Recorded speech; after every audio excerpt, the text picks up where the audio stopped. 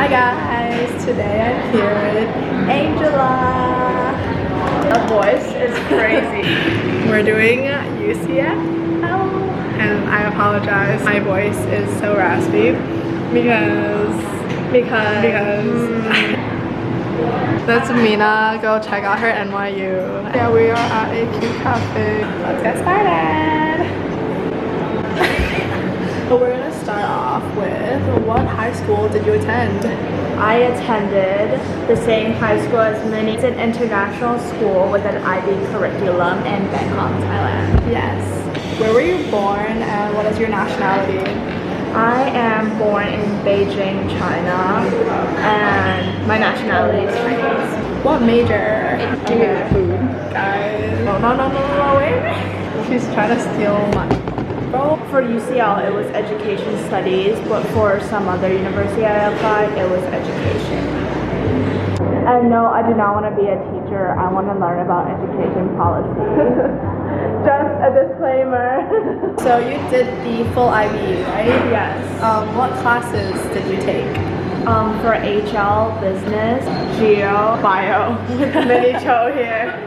And for SL, I did math AA, English language, and Spanish ab initio. What was your GPA? I will check and put it on the screen here. What was your IB predicted? 37 plus 2 for 2K. So 39. You did not take the SAT, but you took IELTS. Yes. So what was your IELTS?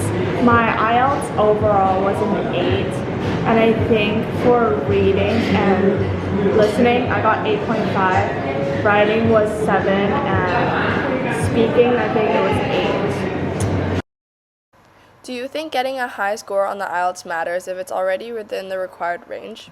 If you take the IB already, or if you take like A levels, they already know that you have a certain English skill, so I don't think it matters that much. It's more about the visa, but at the same time, like, because there's still a requirement, I think getting obviously a higher score just shows it better, but you don't have to retake it if you meet the requirements and just want a better score.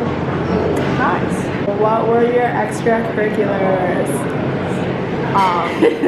Last summer, I did a 4-week program with a Oxford professor about research, arts, humanities, and education. So yeah, I used a lot of things I learned in that course in my personal statement. For my EE, I wrote about China's education development and how the off-campus tutoring ban policy is impacting the education inequality in China. Also tutored a Pakistani refugee.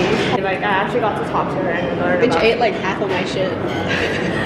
learn about her experience about being a refugee in Thailand. So yeah. Read some UN reports and just kind of summarized my reflection. During my free period during school, I went to Acai story. I went out to eat, just kidding. No, you're not kidding. Before semester, half a semester, I went to kindergarten and elementary school. I think grade 3 and pre-K classrooms to be a teacher assistant and kind of learn about how classrooms work and how annoying children are. Yeah, and I also did, no, this is literally me stealing off of Minan's, but I kind of helped her on her project. Kind of. So it just shows they don't really ask you to put a time frame of how much you did. You just have to even if it's one time and you got meaningful, you can somehow make a meaningful connection to it, it works because it's more about what you get from it than how long you've done it. I think that's a bit different from Common App. Disclaimer, a lot of this is academically based because for UK they want it to be more academically based, even if it's just activities or service. You have to link it with academics. So yeah, a lot of these are also just academically based. I'm gonna put her personal statement right here, so you guys can pause and read that. Now we're gonna move into tips. Well, for personal statement, just start as early as possible. I started last year during June and I submitted my application late October.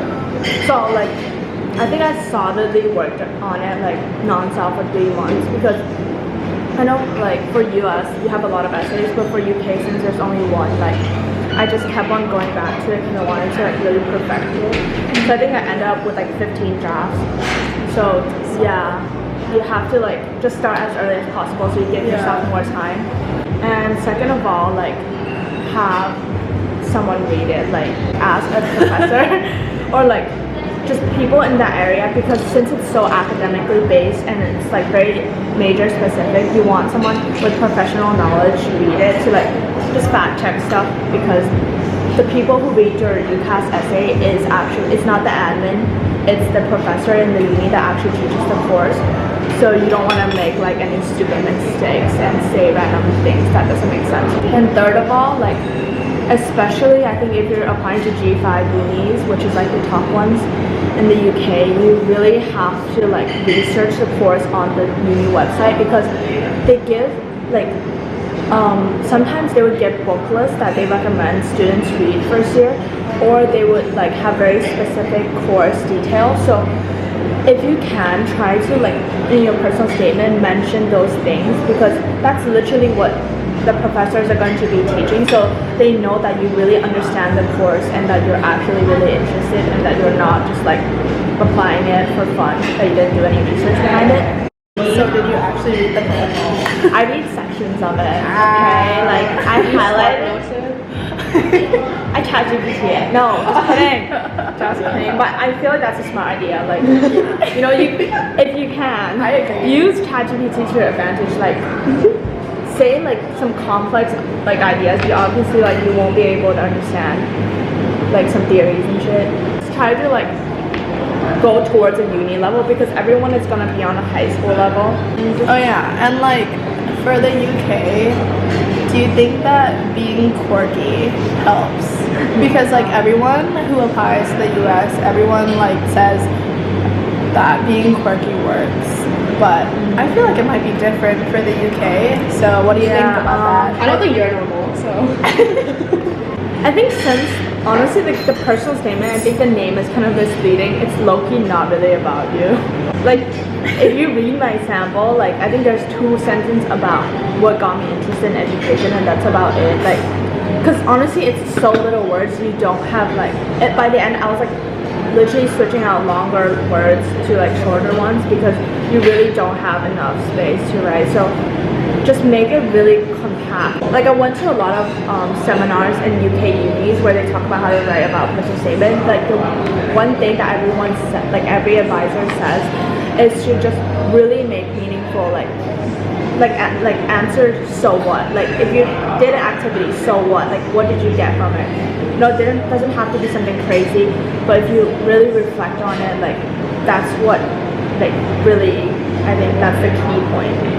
Yeah, so I don't know if that's quirky. I feel like it's more focused. I feel like personal statement is more focused, and like you don't have a lot of time to be quirky. Yeah. Because it's just like one, that's all they read. But the US kind of have more space to be quirky. Yeah. But I feel like UK, like straight to the point. It's one essay for 5 unis, so you really have to like. And you're applying it into a specific major as well, so it definitely has to be like oriented around that major. Whereas the US, some of them they're like kind of open. So yeah, I think that's the difference. But good tip. And read. I mean, obviously read as much like samples as you can, because you kind of get the gist of it. Like you know the structure earlier on. Like everyone's personal statement is the same structure. And when choosing your major, like between 5 unis, make sure that it's all the same major. Yeah, you have to like just try to be as specific for your major as possible. Because say you do bio and you apply chem in another school, like they're not gonna know what the heck you're doing. It's not gonna have a focus. So yeah, please don't do that. And also try to go to uni open days if possible, because like I mean my top choice was always UCL, but for my insurance choice, I chose Bristol because I love the campus a lot. And also apply as early as possible because the waiting time, especially for UCL, is very, very hideous. I applied in late October and I got my offer late March. Do you want to tell them where you got offers to as well? Or? Oh, so I got 5 out of 5. Oh my god! I got UCL, Uni of Bristol, Uni of Birmingham, Warwick, and Southampton. Yeah. Congrats, big congrats. Thank you. Is that much? Whoa. Okay. Break. My food just came. And now she's taking a photo. Cafe hopping fanatic. Yeah. 你มีหน้าที่เพียงขอ If you're our fans, please leave a like and we might start. Please Bitch, just take the photo. I want to eat it. Please follow. Can they text you if they have questions? Yes, please text me if you have questions. So yeah, thank you so much for coming on this series. We're gonna eat now, but go follow her and text her if you have any questions. And subscribe to Minnie Cho's channel.